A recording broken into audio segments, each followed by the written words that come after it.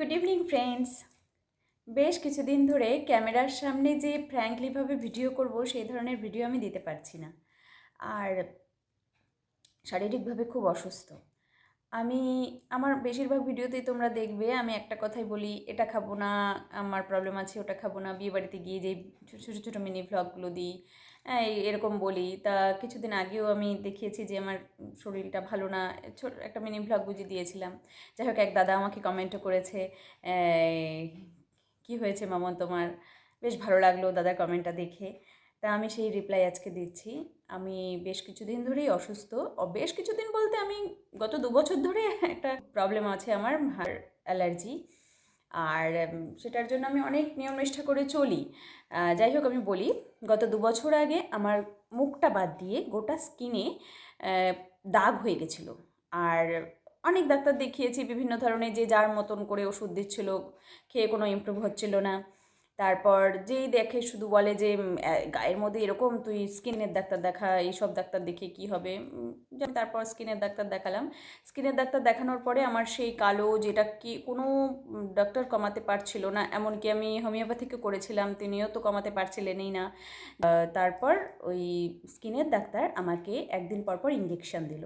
Injection দেওয়ার সাথে সাথে 7 দিনের মধ্যে, যেটা আমার নভেম্বর থেকে শুরু হয়েছিল, 2021-এর নভেম্বর থেকে শুরু হয়েছিল, তা ওটা জুন পর্যন্ত চলছিল। কোনো ডাক্তার কমাতে পারছিল না। এক এক ডাক্তার এক এক রকম কথা বলে, কিছু কিছু ডাক্তার তো এরকম বলেই দিল না, আপনার অন্যরকম ব্যাপার আছে।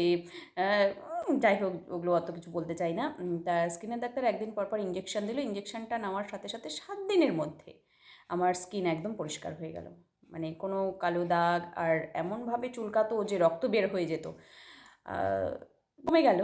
তা সেই সময়টা, ওই নভেম্বর মাস থেকে জুন মাসে আমি এতটা ডিপ্রেশনে চলে গেছিলাম, স্কিনের মধ্যে ওরকম অবস্থা, চুলকাতো আর রক্ত বের হয়ে যেত। আমি পুরো সাইকো হয়ে যাচ্ছিলাম। মানে আমার কারোর সাথে কথা বলতে ভালো লাগতো না, বাড়ির থেকে বেরোতে আমি চাইতাম না আমাকে কেউ দেখুক, এরকম একটা ব্যাপার। তারপরে ইঞ্জেকশন নেওয়ার পরে তো আমি, পুরো স্টেরয়েড ছিল ইঞ্জেকশনগুলো, আমি একদিন বিছানায় পড়ে যাই। তারপর আমি চলে গেলাম দিদির বাড়ি। ওই বলে না ডাক্তাররা, জায়গা চেঞ্জ হওয়ার পর, দিদির বাড়িতে কিছুদিন থাকার পর আমি নিজেকে নিজেই মানে বোঝালাম যে না, এখন তো আমার স্কিন পরিষ্কার হয়ে গেছে, ওদিক দিয়ে তো ঠিক আছে, আমি নিজের মনে শক্তি আনবো। যদিও আমি ছোটোর থেকে আমার মনের জোর অনেক, আমি নিজেকে নিজেই এখন ভালো রাখার চেষ্টা করব। আমি সবসময় নিজেকে মানে পজিটিভ থিঙ্কিংয়ে রাখতে চাই, কোনো নেগেটিভ কিছু যাতে আমাকে টাচ না করতে পারে। তা ইদানিং এখন যেই প্রবলেমটা আমার হচ্ছে, ওই স্কিনে তো আমার পরিষ্কার হয়ে গেছে, কোনো স্কিনে আর প্রবলেম নেই।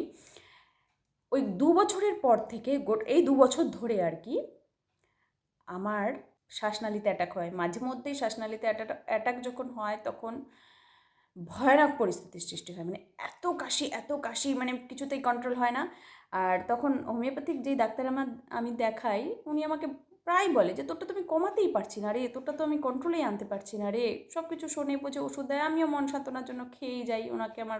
উনি সত্যিই খুব ভালো। যাই হোক, একটা কমায় আবার আরেকটা হয়, একটা কমায়, এরকম হয়েই যাচ্ছে। আর এখন এত শ্বাসনালীতে হচ্ছে, চোখে অ্যালার্জি হচ্ছে, ঘন ঘন, সবচেয়ে বড় ভয়ের ব্যাপার যেটা, ঘন ঘন জ্বর আসছে। প্যারাসিটামল বা ক্যালপল খেলেও আমার সেই জ্বর কমছে না, ইমিডিয়েট বাইরে যেতে হবে। তো আমাদের মতন পরিস্থিতিতে নেওয়া, এটা কিন্তু চারটিখানি ব্যাপার না। আর এই ব্যাপারে আমাকে সবচেয়ে বড় কে হেল্প করলো জানো? আমার স্বনির্ভর গোষ্ঠী। মানে এই স্বনির্ভর গোষ্ঠীতে বেশিরভাগই ক্ষেত্রে দেখবে যে এই ঠিকমতো হয় না, গোষ্ঠী ভেঙে যায়। কিন্তু আমার গ্রুপটা এমন, মানে বহুদিন ধরে 2017 থেকে সেটা চালিয়ে আসছি। যারা আমার ভিডিও দেখছো মহিলারা, যদি স্বনির্ভর গোষ্ঠী করে থাকো, দেখবে বেশিরভাগ স্বনির্ভর গোষ্ঠীতে কিন্তু অনেক রকম প্রবলেম দেখা দেয়। এই আমার পাশের গলিতে এরকম বলে, এই হয়েছে, নানান রকম কিছু। কিন্তু আমার গোষ্ঠীটার মধ্যে হ্যাঁ, কিছু কিছু ক্ষেত্রে হয়তো কারো কারো মনে কোনো আক্ষেপ, ছোটোখাটো ব্যাপারে আক্ষেপ থাকলেও নিজ নিজ গুণে আবার সেই পরিস্থিতিতে সব বেরো হয়ে আসে। মানে কি বলবো, আমি এতটাই আজকেই হয়েছে যেটা আমার সাথে, আমি কালকেই গ্রুপকে জানালাম, আর আজকে যেটা আমার সাথে হলো, মানে আমি এতটা স্যাটিসফাইড আমার গ্রুপটাকে নিয়ে। খুব ভালো লাগলো আমার। এই গ্রুপটার জন্যই আমি এত বড় সিদ্ধান্ত নিতে পারলাম।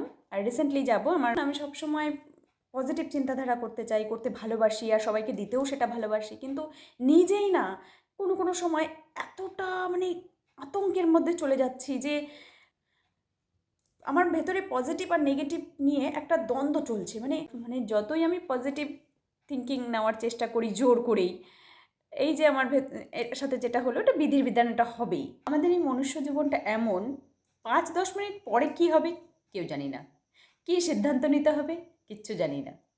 তাই সব রকম পরিস্থিতিতে নিজেকে মানিয়ে নেওয়ার মতো ক্ষমতা রাখতে হবে। এই ক্ষমতাটাই তো নেওয়া খুব কঠিন হয়ে যায়, তবুও এই ক্ষমতাটা আনতে হবে। একটা কথা মনে রাখতে হবে, যখন যেমন তখন তেমন। এটাকে মনে গেঁথে নিয়ে, এই মন্ত্রটা মনে গেঁথে নিয়ে এগিয়ে যেতে হবে। আজকের ভিডিও আমি এখানেই শেষ করছি। সবাই খুব ভালো থাকবে, আশা করি আমিও খুব তাড়াতাড়ি ঠিক হয়ে যাব। টাটা।